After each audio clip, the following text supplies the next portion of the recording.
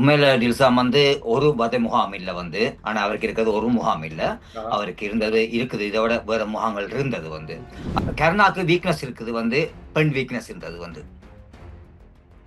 இதை விட நீங்க உங்களுக்கு தெரியாத விஷயங்கள் வந்து பள்ளிக்கூட பிள்ளைகள் இருந்து இந்த வியாபார பிசினஸ் மேன்ல இருந்து நிறைய பேரை வந்து கடத்தினால இவருக்கு நேரடி இதெல்லாம் நடந்தது எல்லாமே வந்து. பிள்ளையான வந்து உள்ளே இருந்தபடியா பிள்ளையான்ல கை வைக்க முடியாது என்று சொல்லி நிறைய விஷயங்கள் சொன்னாங்க. ஆனால் அது இல்லை.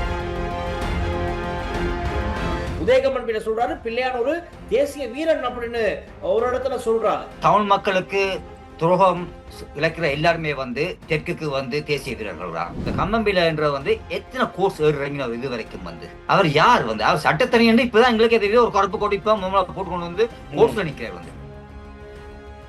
அந்த அவர் வந்து சூத்திரதா என்று காட்டும் போது பாத்தீங்கன்னு சொன்னால் அந்த கேமரா எங்க போச்சுன்னு பாத்தீங்களா வந்து.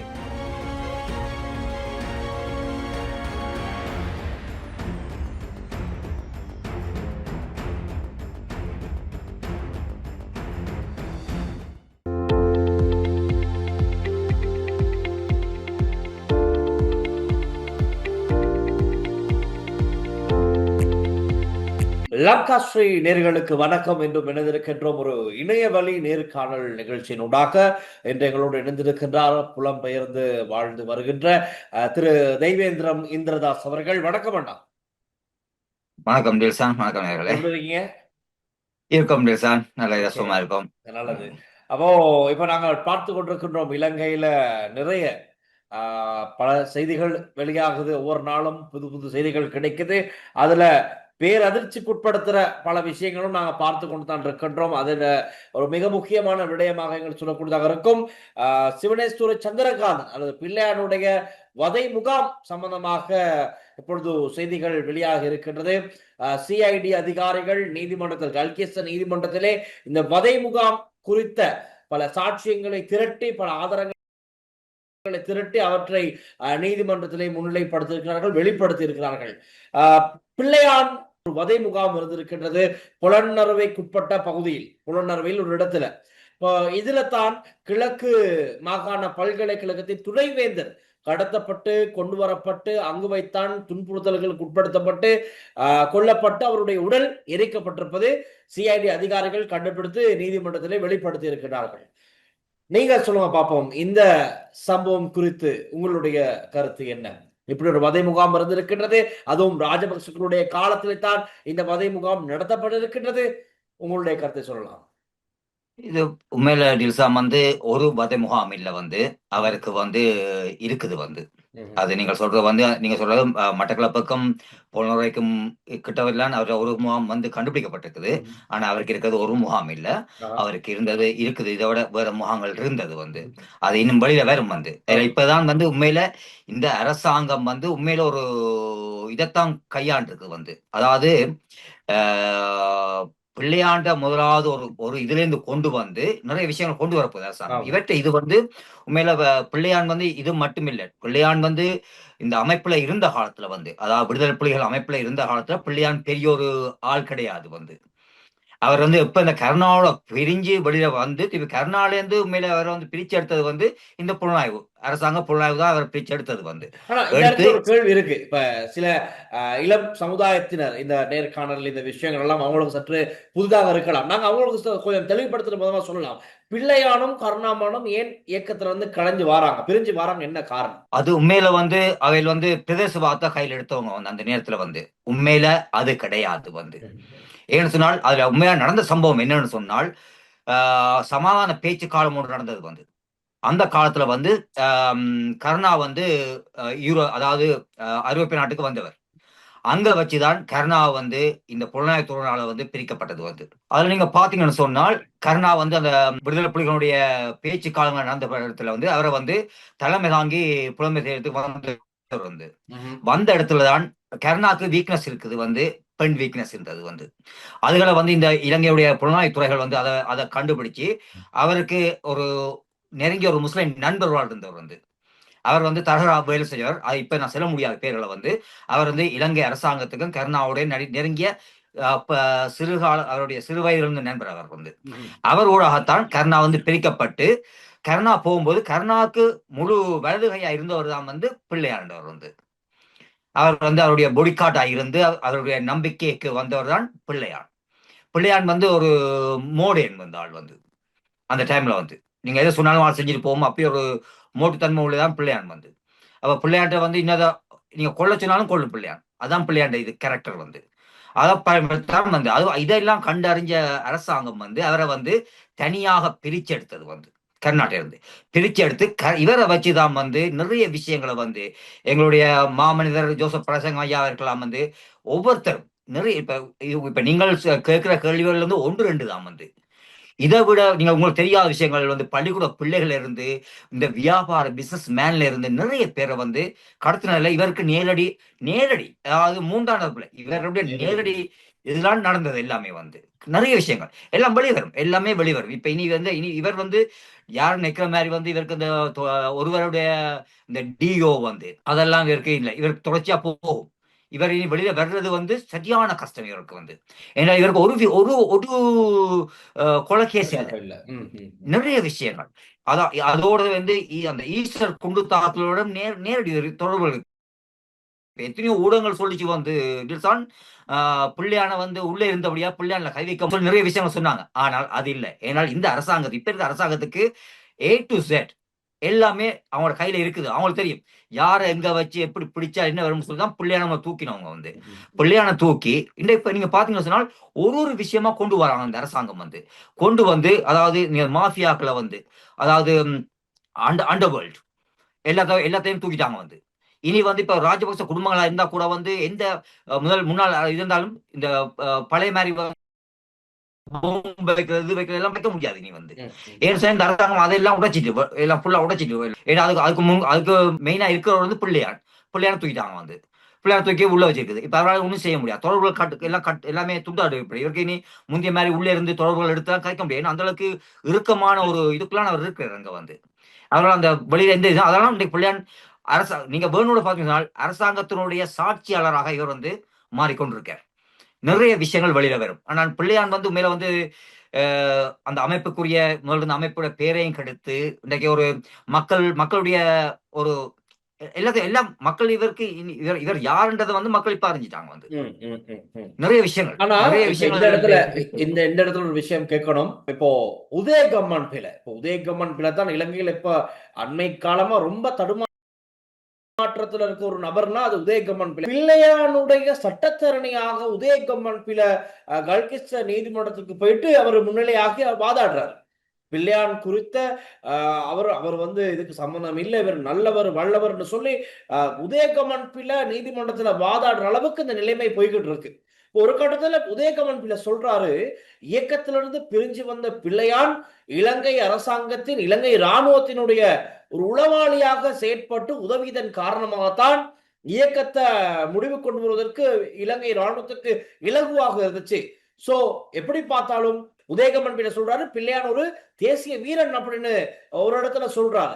இந்த கருத்தை நீங்க எப்படி பாக்குறீங்க?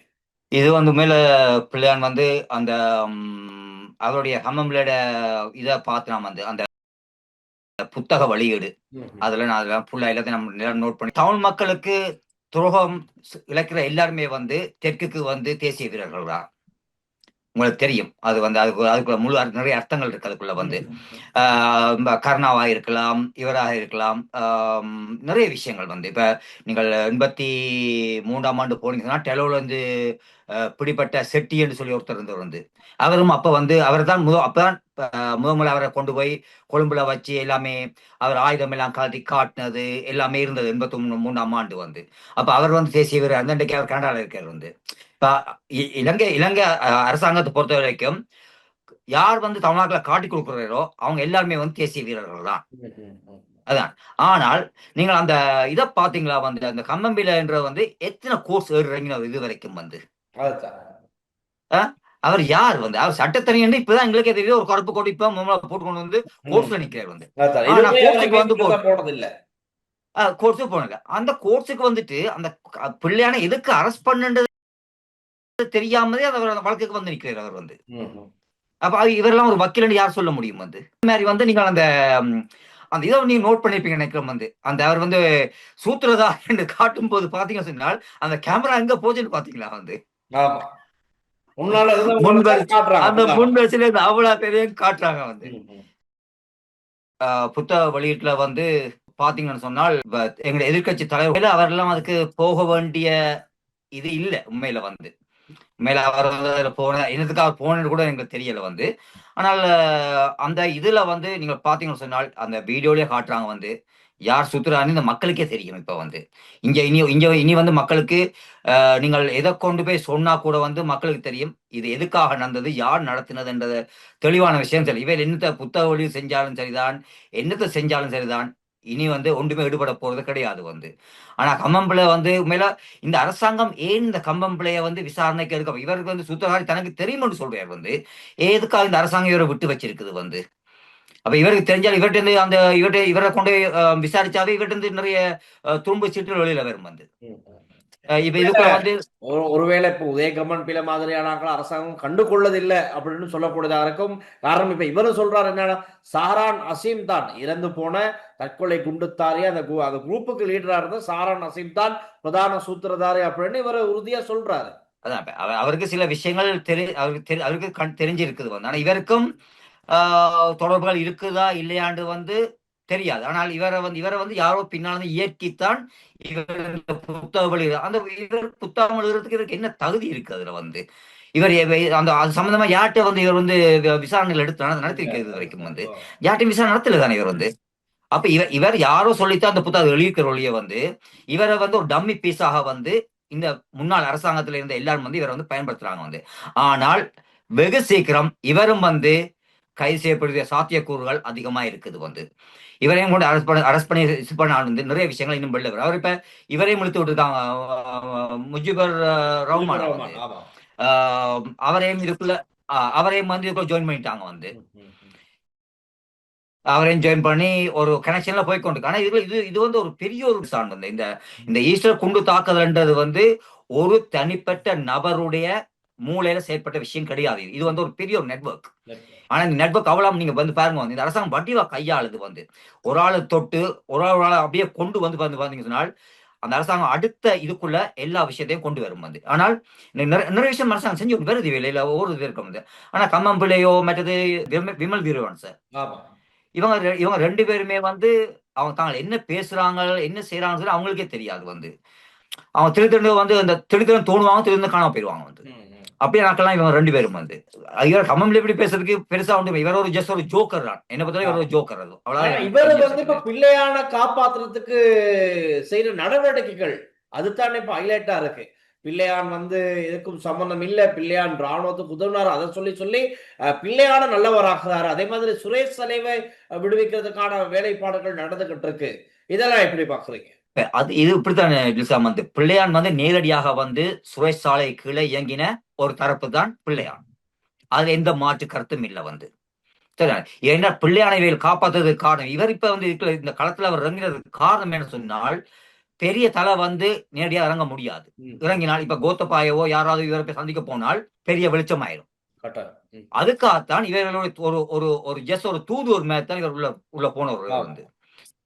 அதான் நடக்குது ஒழிய வந்து மற்றபடி இவருக்கு என்ன சொன்னால் 2 பேர் இப்ப அதாவது இந்த ஈசர் இதுல வந்து 2 பேர் மெயினான ஆட்கள் உள்ள வந்துட்டு நம்ம வந்து துவான் சுரேசாலை அவரு பேர் என்ன வந்து அவரை உள்ள கொண்டாச்சு வந்து. இவர் வந்து கண்டிப்பாக வந்து இவங்க 2 பேரும் வந்து சொல்ற வாக்கு மூலங்கள்ல வச்சு அரசாங்கத்துக்கு பெரிய ஒரு பிக்சர் ஒன்று கிடைச்சிட்டு அவங்களுக்கு வந்து.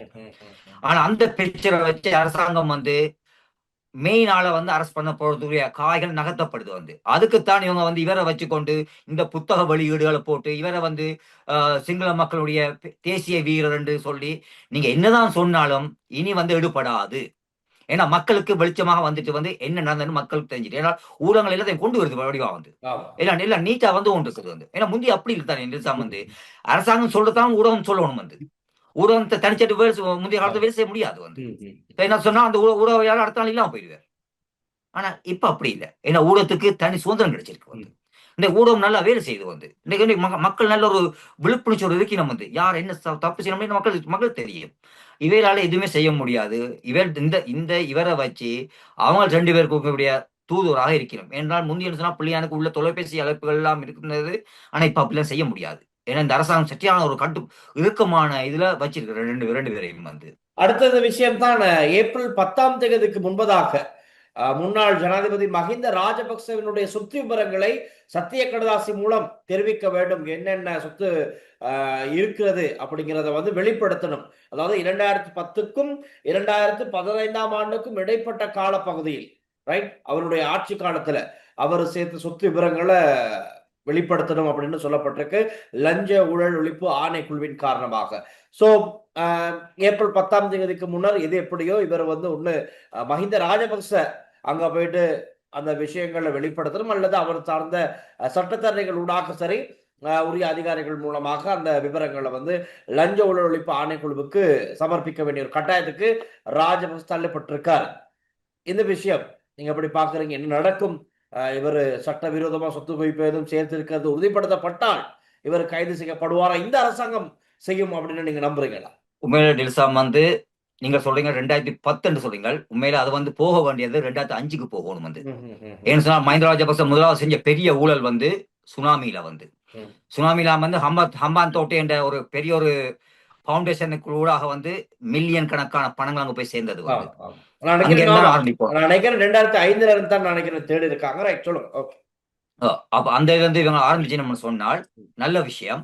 ஆனால் எந்த அரசாங்கமும் செய்யாத ஒரு பெரிய ஒரு விஷயத்த இந்த ஜேவிபி என்பிபிஓ இந்த ரெண்டு பேர் கொண்டது இந்த அரசாங்கம் முதலாவது பேர் செஞ்சது வரவேற்கத்தக்கமான விஷயம் வந்து. உண்மையில யாருமே வந்து இந்த என்னால் ஒரு காலத்துல நீங்க பாத்தீங்கன்னா சொன்னா ராஜபக்ச குடும்பம்னு சொன்னாவே ராஜாக்கள், இலங்கையினுடைய அதாவது கிங் ஃபேமிலி ஏன்னா இவங்கள யாருமே வந்து தொட முடியாது, இவையில இங்கு வரைக்கும் அழைக்க முடியாது, போக முடியாது வந்து இவங்க அந்த இடத்துக்கு வர மாட்டாங்க வந்து. அப்படி ஒரு ராஜா வாழ்க்கை வாழ்ந்தாக்கள்லாம் இவையில் வந்து. ஆனா இந்த வரவேற்கணும் இந்த அரசாங்கம் வந்து நல்ல ஒரு வேலை. ஆனா இந்த அரசாங்கம் வந்து தில்சான், நான் திருப்பி ஒரு விஷயத்த சொல்றேன். அரசாங்கம் வந்து இந்த சின்ன சின்ன மீன்களை பிடிச்சு வந்து இந்த பெரிய மீனை பிடிக்கிற நேரம் வந்து நெருங்கிட்டு இன்னைக்கு. ஆனா அப்படி வரும்போது வந்து இவங்க சொல்லுவாங்க வந்து, நீங்க பாத்தீங்கன்னு சொன்னால் இப்ப இவங்க கோயிலுக்கு எல்லாருக்கும் பன்சாலாம் ஓடி ஓடி திரியும். இப்ப வந்து இவையில எந்த நூலை கட்டி என்னத்தை பண்ணாலும் வந்து இவங்க செஞ்ச பாவம் அழினா கூத்துல போய் குளிச்சாலும் இந்த பாவம் போகாது வந்து. ஏன்னு சொன்னால் இவங்க சேர்த்திருக்க சொத்து வந்து சாதாரண சொத்து கிடையாது வந்து. இஸ் அ பில்லியன்ஸ் அவங்களோட இருக்க சொத்துக்கள் எல்லாமே இந்த ராஜபக்ச குடும்பம். அது யாரு பசில் ராஜபக்சா இருக்கலாம், கோட்டபா ராஜபக்சா இருக்கலாம், சமல் ராஜபக்சா இருக்கலாம் வந்து எல்லாரும் நாமராஜ எல்லாருமே இவங்க ஃபுல்லாவே வந்து அந்த நீங்கள் இவர் அந்த ஜனாதிபதி காலத்துல வந்து அண்ணன் வந்து மஹிந்த ராஜபக்ச வந்தோடனே உடனே கோத்தபாய உள்ள வந்து அப்படியே வந்து பாத்தீங்கன்னா அவங்களோட குடும்பம் தான் அந்த ஒரு அரச துறையில இருக்கட்டும் வந்து எல்லாமே இவங்க டாக்கெல்லாம் ஃபுல்லா இருந்தது. இதுக்கு கொண்டு வந்த காரணம் என்ன சொன்னா இவையில யாருமே இவையில வந்து அந்த லொக் பண்ண முடியாத அளவுக்கு கொண்டு வந்து நிறைய சொத்து சேர்த்துட்டாங்க வந்து. ஆனால் இன்றைக்கு இவங்க இந்த அரசாங்கம் வேற 10ஆம் தேதி உண்மையில வரவேற்கத்தக்க விஷயம். ஆனா வந்தால் அவளாம் வந்து பருமல் செய்யுமா இருந்தால் நாட்டுடைய பாதி கடன் தீரும் என்ன பொறுத்தவரை. ஏன்னா அந்த அளவுக்கு இவங்களுக்கு வந்து நிறைய சொத்து இருக்குது. துபாயில இருந்து நிறைய இடத்துல இவங்க சொத்து இருக்குது வந்து. நல்ல விஷயங்கள் செஞ்சு கொண்டு வருது வந்து. ஆனால் இப்ப சில இப்ப எதிர்கட்சி மிரட்டலாம் வந்து மஹிந்த ராஜபக்சேல கை வச்சா இவர் வந்து எங்களுடைய இந்த நாட்டுடைய தேசிய வீரர், விடுதலை புலிகள் இந்த நாட்டை மீட்டவர், இதெல்லாம் பழைய கதைகள் வந்து. இது இனி செல்லாது வந்து. இது எத்தனை நாளைக்கு இந்த கதையை கொண்டு போய் நம்ம வந்து இதை கொண்டு போக முடியாது. ஏன்னா இப்ப மக்களுக்கு தேவை. மக்கள் இன்றைக்கு இருக்கிற இன்றைய பொருளாதார இதுல வந்து இவருடைய இந்த கோர்ஸுக்கு எடுத்து இவருடைய சொத்தை பார்த்தால் அன்றைக்கு இந்த சொத்துக்கும் இன்றைக்கு இருக்கிற சொத்துக்கும் பார்த்தால் பரிம செய்யணும் இருந்தால் நாட்டுக்கு எவ்வளவு விஷயங்கள் செய்யலாம். மக்களுக்கு தெரியும் நடக்க போகணும்னு சொல்லி வந்து. ஆனா மக்கள் கடைசி வரைக்கும் கொந்தளிக்க மாட்டேன். அப்படி கொந்தளிச்சாலும் வந்து இவங்க தான் எங்கேயாவது வந்து போத்துல கொடுத்து பஸ்ல ஆக்கில் வந்து இறக்கி போராட்டம் செய்வாங்க ஒழிய வந்து உண்மையான மக்கள் வந்து இப்ப சிங்கள மக்கள் வந்து நல்ல தெளிவா இருக்கிறாங்க வந்து. இப்ப எல்லாருமே என்ன சொல்றாங்க வந்து இந்த நாடு நல்லா கட்டி எழுப்பப்பட வேணும், நாங்கள் சந்தோஷமா இருக்கணும்னு சொல்லி மக்கள் விரும்பினோம். மக்களுக்கு இது ஆட்சி ஒன்று நடந்து கொண்டிருக்கு வந்து. அதனால மக்கள் யாருமே கொந்தளிக்க மாட்டோம் வந்து. அதான் இப்ப அந்த விஷயமும் இப்போ நிறைய கேள்வியாக இருக்குது. ஒருவேளை மஹிந்த ராஜபக்ஷ சிஐடிக்கு அழைக்கப்பட்டாலோ, இப்பொழுது லஞ்ச ஊழல் ஆணைக்குழுவுக்கு தான் அழைக்கப்பட்டிருக்காரு இந்த சொத்து விவரங்களை சமர்ப்பிக்கணும்னு சொல்லி. ஒருவேளை விசாரணைக்காக எதிர்வரும் காலத்துல அழைக்கப்படலாம். இந்த மாத இறுதியிலையோ அடுத்த மாதமோ எப்படியோ அழைக்கப்படலாம். அதுக்கான வாய்ப்புகள் அதிகம் போற போக்க பார்த்தால். அப்படி அழைக்கும் போது நிச்சயமாக ஏற்கனவே நாங்க பார்த்தோம் ஷிராந்தி ராஜபக்ச எஃப்சிஐடிக்கு வரும்போது அதற்கு முன்னால ஆதரவாளர்கள் திரண்டு இருந்து ஒரு குழுவை நடத்தாங்க. அது ஒட்டுமொத்த நாட்டில இருந்தும் மக்கள் வரல. இது ஒரு ஒரு குழுவினர் தான் வந்திருந்தாங்க. இப்ப அதே மாதிரி மஹிந்த ராஜபக்ச அழைக்கப்பட்டால் ஒரு குழப்பம் ஏற்படுமா அப்படிங்கிற ஒரு கண்டிப்பா வந்து அதான் நான் உங்களுக்கு சொன்னதானே வந்து அந்த அந்த அந்த ஆக்களை கொண்டு இறக்குறதா இருந்தா இவங்க வந்து தங்களுடைய ஆதரவாளர் கொண்டு வந்து இறக்கிவினம். ம், அதுதான் செய்வினம் வந்து. உண்மையான மக்கள் இந்த இந்த நாடு நல்லா இருக்கும் நினைக்கிற மக்கள் வந்து கடைசி வரைக்கும் அதுல இறங்க மாட்டாங்க வந்து. ஆனால் இவர் கண்டிப்பாக வந்து அழைக்கப்படுவார். ஏன்னு சொன்னா இப்ப சட்டம் வந்து எல்லாருக்கும் சமமா இருக்குது வந்து.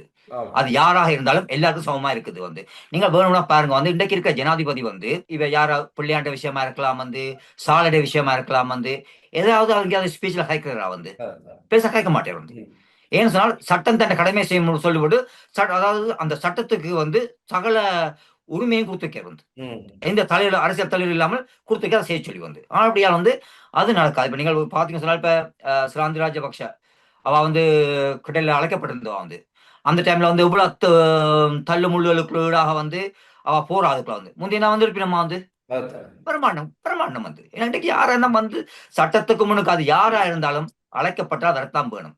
ஆனால் ஒரு சிறு ஒரு பதட்டம் உண்டு இருக்கிறதுக்குரிய சாத்தியக்கூறு கண்டிப்பாக உண்டு. ம், ம். ஆனால் அதை இந்த அரசாங்கம் கையாளும் வந்து கண்டிப்பாக கையாளும் வந்து. கட்டாயம், கட்டாயம். ஆனா இப்படி இருக்கிற நிலையில இன்னும் ஒரு கேள்வி, இறுதி கேள்வி. தமிழ் அரசியல் கட்சிகள், ரைட்? தமிழ் மக்களுடைய பிரச்சனைகளை பேசுகின்ற, பேச வேண்டிய தமிழ் அரசியல் கட்சிகளுடைய நடைமுறையில் செயற்பாடுகள் நீங்க எப்படி பார்க்குறீங்க? அது சம்பந்தமா எதுவும் சொல்றதுக்கு இருக்கா? ஆஹ் தமிழ் அரசியல்வாதிகள் இப்ப எல்லாரும் தங்களுடைய சுயநலத்தில்தான் இருக்காங்க டில்சான் வந்து அங்க வந்து நீங்க பாத்தீங்கன்னு சொன்னால் இப்ப கிட்டட்ல வந்து இப்ப எம்.ஏ. சுமந்திரன் இப்ப நடத்தின இந்த முன்னாள் போராளிகளுடைய கூட்டத்துல வந்து தேசிய தலைவரை வந்து அண்ணன் என்று சொல்லி முதல்வர் வாயில அந்த வார்த்தை வந்து இருக்குது. அதோட அவர் வந்து சொல்றார் போராட்ட வடிவங்கள் மாறலாம், போராட்ட இலக்கு ஒன்றுதான்றார் வந்து. இது யார் முதல்ல இந்த இதை கொண்டு வந்த சொன்னால் தேசிய தலைவர் அந்த இதை கொண்டு வந்தவர். இந்த இதை யாரோ இவருக்கு சொல்லிக் கொடுத்து இது வந்து இவர் செய்யற அரசியல் எப்படின்னு சொன்னால் இது வந்து சட்ட மூலம் அரசியல் கிடையாது. இது வந்து மக்களோடு பிணையப்பட்ட அரசியல். இதுல வந்து கவனமா இருக்கும் வந்து இவர் வந்து யாரோ இவரை இயக்குறாங்க அப்படின்னு சொன்னால் போய் வந்து வயல்ல வந்து நீங்கள் வந்து யூரியா தூருங்கோ, மக்கள் உங்களை ஏற்றுக்கொள்ளுவினம். இது இல்ல வந்து அரசியல் வந்து. இதுவும் வந்து அவர் அந்த அந்த வார்த்தை கூட வந்து இவருடைய வார்த்தைகள் இவர் யார் சொல்லி கொடுத்தான் இவர் அந்த வார்த்தையை பயன்படுத்தார். இவர் முதலாவது தெளிவுபடுத்தணும் வந்து அந்த லட்சியம் போராட்ட லட்சியம் முதல் தெளிவுபடுத்தணும் வந்து அதை அவர் செய்யணும் வந்து. அதை விட வந்து நான் இப்ப இந்த எல்லா அரசியல் கட்சியில் நீங்க பாத்தீங்கன்னு சொன்னா டில்சாம் வந்து ஒருத்தர் ஏதாவது நீங்கள் தமிழ் பரப்புல வந்து முதலாவது பெரிய கட்சி என்று தமிழரசு கட்சி. அதுக்கப்புறம் வந்து கஜேந்திரகுமார் சைக்கிள், அது வந்து மக்கள் முன்னணியா இல்லாட்டி காங்கிரஸ் ஆண்டு தெரியல வந்து. ஏன்னா அவங்க காங்கிரஸ் தான் பதிவு செஞ்சப்பட்டிருக்கணும். இன்னும் தமிழ் தேசிய மக்கள் முன்னணி பதிவு செய்யப்படல அவையில் வந்து. இவைகளுக்குள்ள முதலாவது ஒற்றுமை வந்து இந்த மக்களுக்காக இந்த அரசியல் என்ன செய்ய போய் நம்ம வந்து மக்களுக்கு தெரியப்படுத்தணும் வந்து. அது உண்டு. அதோட இந்த முன்னாள் போராளிகள் என்ன என்ன பொறுத்த வரைக்கும் போய் இந்த அரசியல் கட்சியோட இணைஞ்சினோம்னு சொன்னால் இவங்களோட இருப்பிடம் காணாம போயிடும்.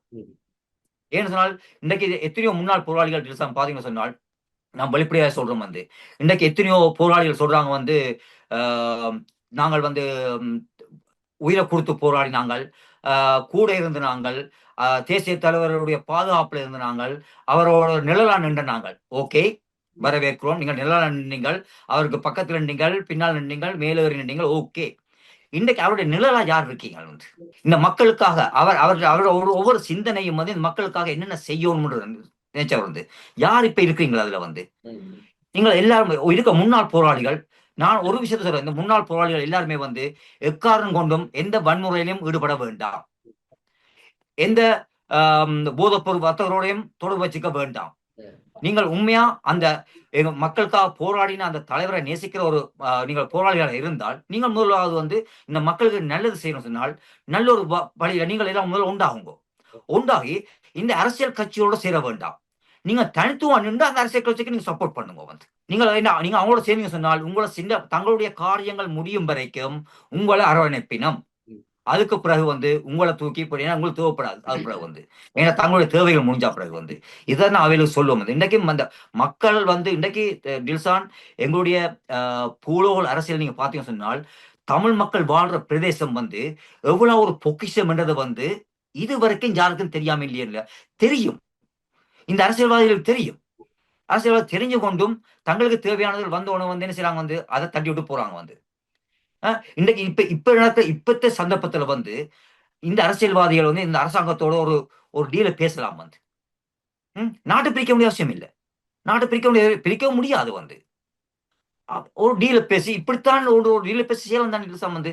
ஆனா இதுவரைக்கும் இந்த இந்த அரசாங்கம் இந்த இந்த டவுன் அரசியல் இருக்கிற யாராவது இந்த விஷயத்தை போய் யாராவது கேட்கணுமா? இல்ல. இப்ப அவங்களோட நோக்கம் எதுன்னு சொன்னால் மாகாண சபை.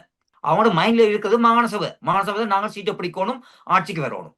இதைத்தான் நினைக்கிறாங்க. ஆனா மக்கள் இதை பற்றி யாராவது கேட்கணுமா வந்து? கேட்கறது யாரும் இல்ல.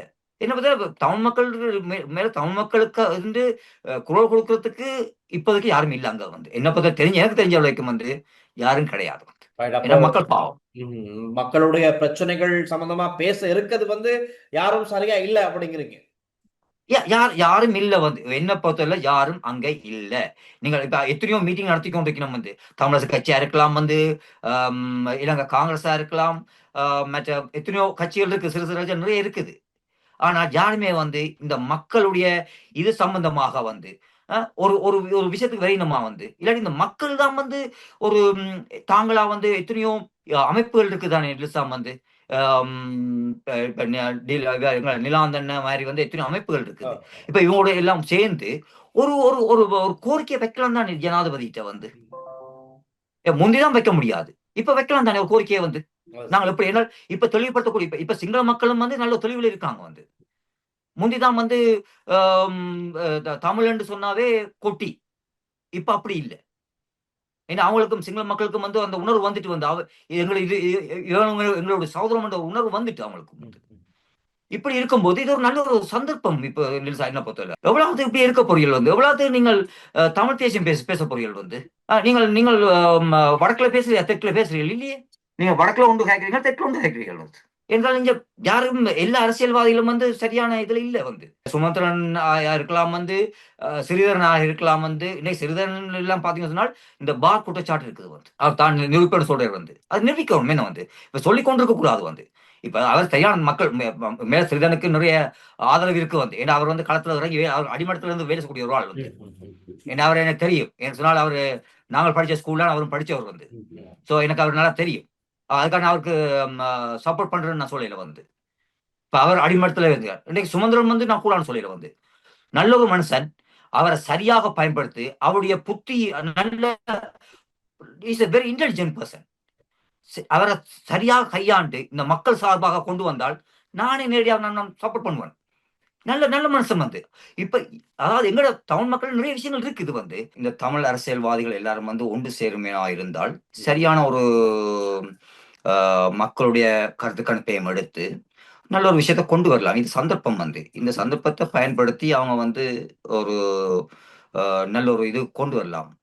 அதை செய்யணும் கண்டிப்பா வந்து. என்றால் இப்ப சட்டத்தரணி எம்ஏஎம் இருக்கிறபடியால் அந்த சட்ட நுணுக்கங்களை வச்சு புலம்பெயர் தேசத்தில் இருக்கிற நிறைய அமைப்புகளோடு கதைச்சு ஒரு நல்ல ஒரு இணக்கப்பாட்டுக்கு வந்து ஒரு நல்ல ஒரு அரசாங்கத்தோடு சேர்ந்து இந்த நாட்டை கட்டி எழுப்பலாம் வந்து.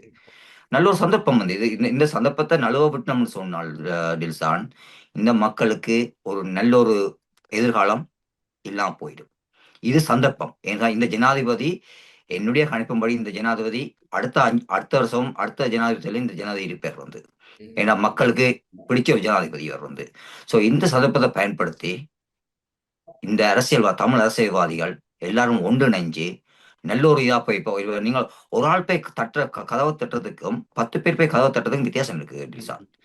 இந்த இந்த இவ்வளவு அரசியல்வாதிகள் எல்லாரும் சேர்ந்து போய் செய்வீனமாக இருந்தால் கண்டிப்பாக வந்து அந்த விஷயத்தை அந்த அந்த கொண்டு வர அந்த அந்த அந்த அந்த அந்த டாக்குமெண்ட்ஸ் வந்து சிங்கள மக்களும் ஏற்றுக்கொள்ளக்கூடிய மாதிரி இருக்கும். அதுக்கேற்ற மாதிரி தயாரிச்சு அதை கொண்டு போய் ஜனாதிபதியில கையெழுத்தால் ஜனாதிபதி அதை வந்து சிங்கள மக்கள் மத்தியில கொண்டு போய் கண்டிப்பா செய்யக்கூடிய ஒரு மனுஷன் அவர் வந்து. இப்ப அதையும் கொண்டு போகும்போது இது ஒரு சுகமான ஒரு இதுக்கு வரும் வந்து டில்சாம் வந்து. ஏன்னு சொன்னா நீங்க பாத்தீங்கன்னு சொன்ன டில்சான், இப்ப நான் வந்து பிறந்தது திருவண்ணாமலை மாவட்டம். நாங்கள் அந்த சிறு வயதுல டில்சாம் வந்து சிங்களம், முஸ்லிம், தமிழ் வேறுபாடு எல்லாம் உண்டா வாழ்ந்த காலங்கள் வந்து. அது ஒரு பொற்காலம் டில்சான் வந்து. அந்த காலம் உருவாகும். ஏன் இப்ப இருக்க ஜனாதிபதி அடிக்கடி சொல்லி வந்து தான் சிறு வயதுல வந்து தன் போஸ்ட் மாஸ்டர் வந்து ஒரு தமிழ் சொல்லிக்கிறார், ஒரு பட்டியல சொல்லிக்கிறார் வந்து. அப்ப அவருக்கும் அந்த அனுபவம் இருக்குது, எப்படி வாழ்ந்தன்னு சொல்லி அந்த அனுபவம் இருக்குது வந்து. சோ இது என்ன இப்ப இந்த இனவாதம் பேசுற ஒருத்தரும் இப்ப இல்லைங்க. நீங்க அரசாங்கத்துல இல்ல தானே அதான். இதை வச்சு இவங்க ஒன்று உருவாக்கணும் சார். உண்மையில அதான் நான் சொல்லக்கூடியது இதுதான். இது சந்தர்ப்பம் உண்டு. இந்த சந்தர்ப்பத்தை வெட்டினோம்னு சொன்னால் தமிழ் மக்களுக்கு ஒரு எதிர்காலமே இல்லை. ரைட். ஆகவே காலத்தின் தேவையாக, காலத்தின் கட்டாயமாக இருப்பது இந்த தமிழ் பேசும் தமிழ் அரசியல்வாதிகள் அனைவருமே ஒன்றிணைந்து இந்த அரசாங்கத்துக்கு ஒத்துழைப்பு வழங்கி பேசி ஒரு தீர்மானத்துக்கு வந்து தமிழ் மக்களுடைய பிரச்சனைகளை தீர்த்து கொண்டு நாட்டினுடைய எதிர்காலத்தையும் வளமாக்குவதற்கான என்ன நடக்க வேண்டுமோ அதை செய்தால் சிறப்பாக இருக்கும் என்றுதான் திரு தெய்வேந்திரம் இந்திரதாஸ் அவர்கள் இந்த இணையவழி நேர்காணலாக தெரிவித்திருந்தார். ஆகவே நன்றி. ஆனா உங்களுக்கு இன்று எங்களோட இணையவழியிலாக இணைந்து இந்த விஷயங்களை முழு பகிர்ந்து கொண்டமைக்கு நன்றி சார். ஓகே, தொடர்ந்தும் லங்காஷியுடன் இணைந்திருங்கள். மற்றும் ஒரு நன்றி. இதே போன்று நேர்காணல் ஊடாக சந்திக்கலாம். நன்றி, வணக்கம்.